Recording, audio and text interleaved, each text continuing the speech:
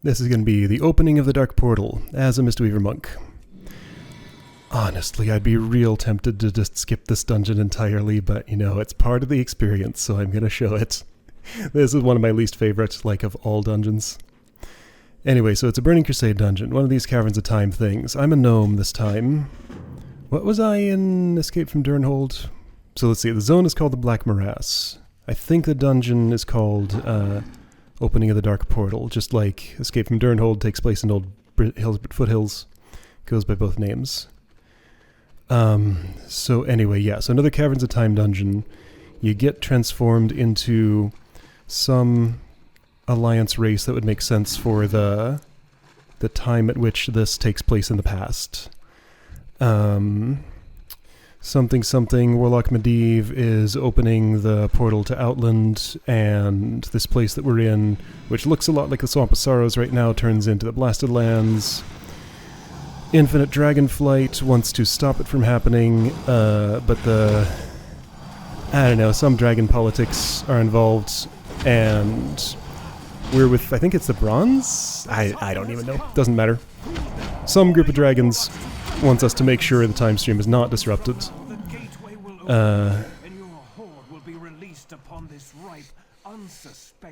Right, so anyway, those Crocolisks are just like normal enemies you'd find out in the world. They're not a threat at all, you just completely ignore them as you go along here. So this is same format as Violet Hold, pretty much. Portals open in various places out here. This one's outdoors, doesn't really make it any more interesting. And yeah, time rifts opened 1 out of 18. So after 6 rifts you get a boss, after 12 rifts you get a boss, after 18 rifts you get a... No, hang on. So the 6th rift is a boss, the 12th, and then the 18th, and then you're done.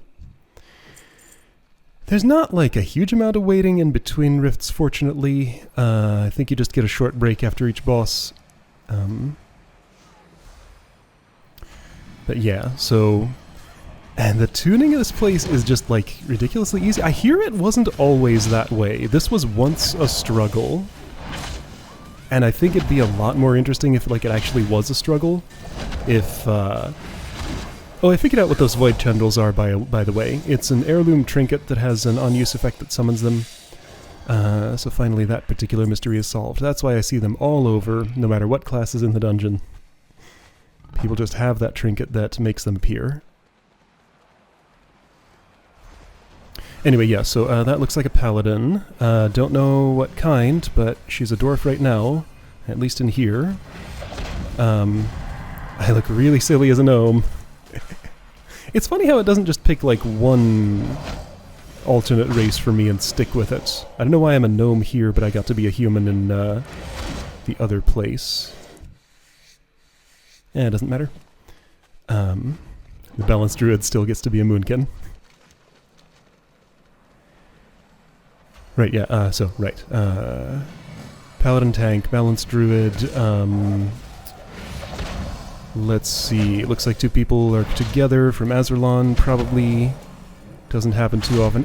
Once in a while. I guess I have been grouped with someone from my own server randomly, but it doesn't happen a lot. I don't think a lot of people on my server play. Like, most of the people I see out in the world are phased in from another realm. It's not a low population realm or anything, but just I don't see people from it very often at all. Anyway, so, yeah, warrior on the bottom.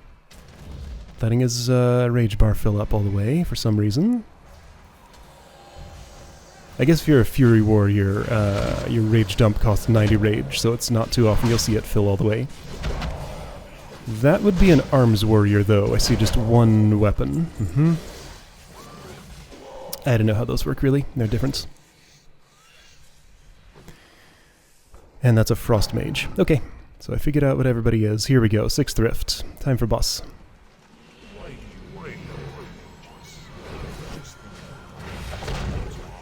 Magus, that's how you pronounce that? That's not what my dictionary says, but okay.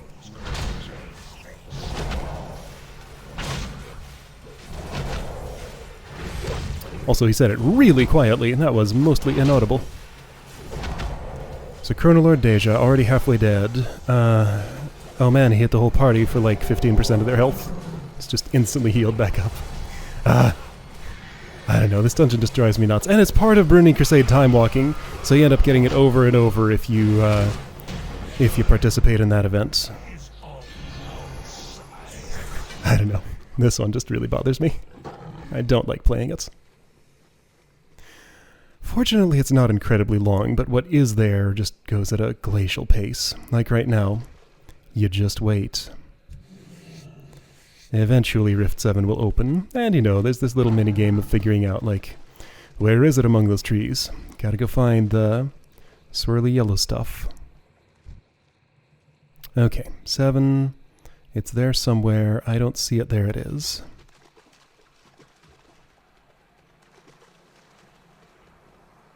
I'm the first one there. Still level 77, no mastery yet. It'll happen soon. Oh, I am a hair away from 78. That's probably going to happen in this dungeon. Like on this portal, perhaps. Polymorph. Now it's ready with a Dispel. Not a problem.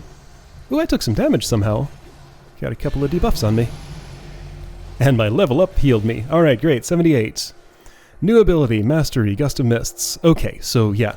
Now that I have Mastery, Gust of Mists is a passive ability that causes... Well, it's another stat. Yeah, okay, I'm going to probably look at the tooltip here. Gust of Mist, Renewing Mist, Enveloping Mist, and Vivify cause Gusts of Mists, which heal the target for some amount based on my Mastery stat. So right around now, I will start getting gear that has that stat on it. And the higher the value, the more Gust of Mist heals. So it's just an instant effect that happens upon, yeah, Renewing Mist, Enveloping Mist, and Vivify. So what that means is now it feels way better to cast Renewing Mist once I build up some Mastery, because it gives an instant heal. It's not just like, okay, I'm going to Renewing Mist, then start Soothing Mist, then Enveloping Mist, then I can hit my Vivify, and in 4 globals, finally I'll see the health bar start to move. No, now I see it move just instantly. The first Renewing Mist gets it up. The Soothing Mist cast doesn't immediately, but then the Enveloping Mist comes with a little... It's like if I drank a Thunder Focus tea right before it. So yeah, Enveloping Mist directly increases health right away. And then the Vivify just hits harder. So I guess this is why Vivify gets so much better at higher levels.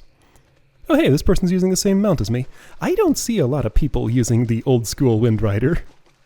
I use it because it's small and unobtrusive, and so many mounts are just big and take up all the space and like flail around, flash these things all up on the screen. I don't know. I wouldn't mind one that's even smaller, but it is like hilariously low resolution.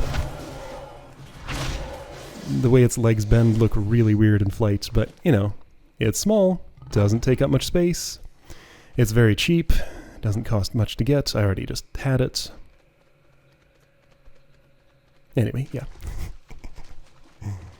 Right, yeah, so Mastery, very important part of my toolkit, makes everything just feel a lot better.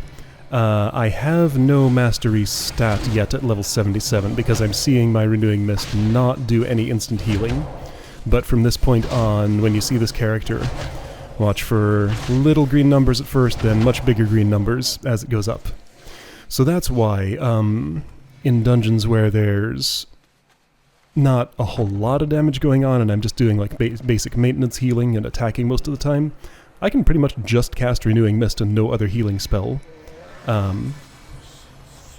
For a lot of a dungeon that people are geared well for. Second boss here, Temporus. Don't think he does anything particularly interesting. He's a dragon, he knocks people back, I guess.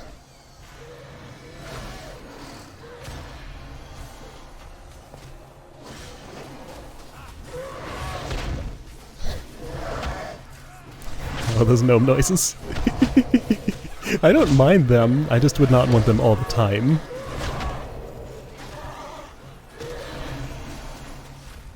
My arms and legs are just too short for effective punches and kicks like this. You can be a gnome monk, but that's not what I chose.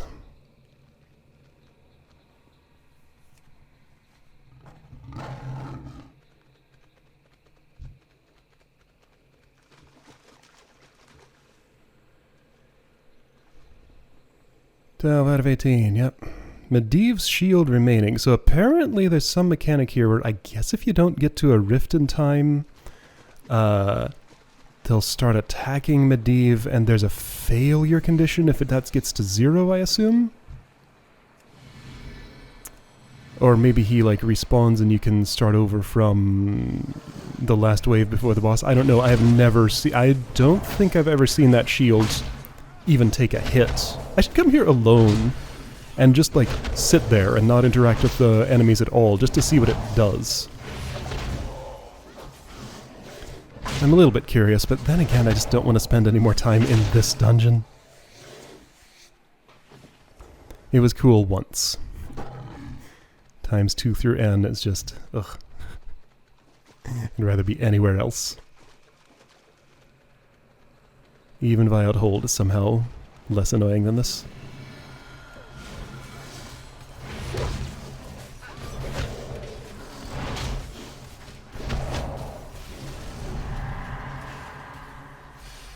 Oh no fear, with 0 danger around, so it's just like a minor annoyance.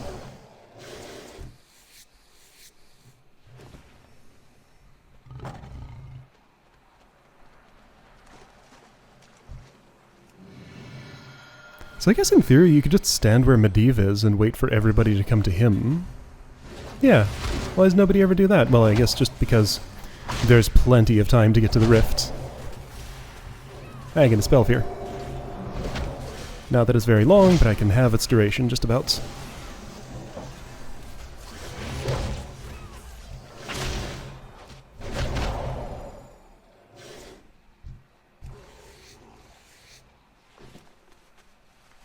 Oh man, look at that mount. Yeah, I would not want to ride out around on that thing. That's way too big. The larger a mount is, the slower it feels like it's going.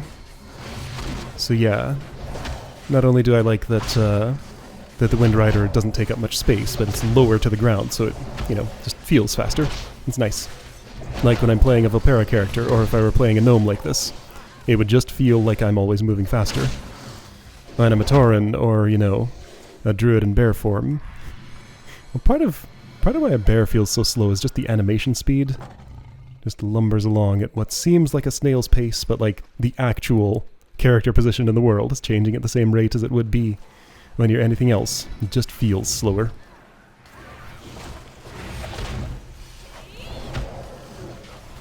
I'm talking about mounts and movement speed because there's just nothing going on here.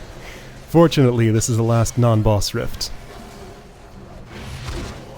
I'm glad it doesn't go on for longer than it does. If you cut the number of rifts down by half, just like 2 normals, then a boss, then 2 normals, then a boss, then 2 normals, then a boss, this place would be a lot more tolerable. But then it'd take like 7 minutes. I don't know. I don't know how to fix this place. It's just... ugh. It's just how it is. Tune it up a bit. Shorten the number of rifts. Maybe make Medivh's shield an actual mechanic. Like have some other stuff going on while you're fighting that you have to pay attention to, or else it'll deplete, maybe? Yeah. If balanced right, that could do something here, I guess. I wonder how it came to be that this was chosen as a time-walking dungeon. Like, out of all the Burning Crusade dungeons, why include this one?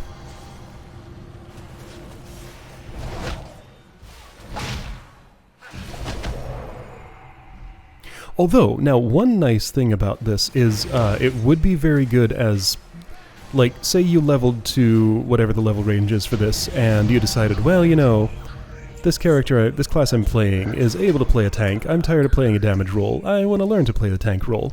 Having something like this that's extremely straightforward is kind of valuable for, like, practicing stuff like that. Sweep across this world like a locust swarm, and all my designs, all my carefully laid plans will at last fall into place. Alright, we helped Medivh.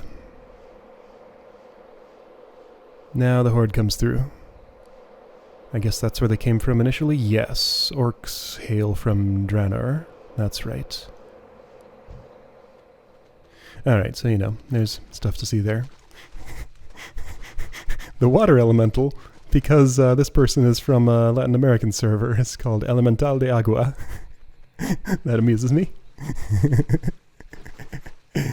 I mean, it makes sense. It's just funny that it shows up to me when I'm playing in English. I would think that would just be like a localization thing. You know, I would see water elemental, they'd see Elemental de Agua. I guess that's not how it is, though. Somebody wants to do more. I don't. I want to turn this in and leave. Oh, somebody else doesn't want to either. Gotta choose a ring. Alright, cool. Good. Now let's never look at that place again. Although we probably will. See you next time.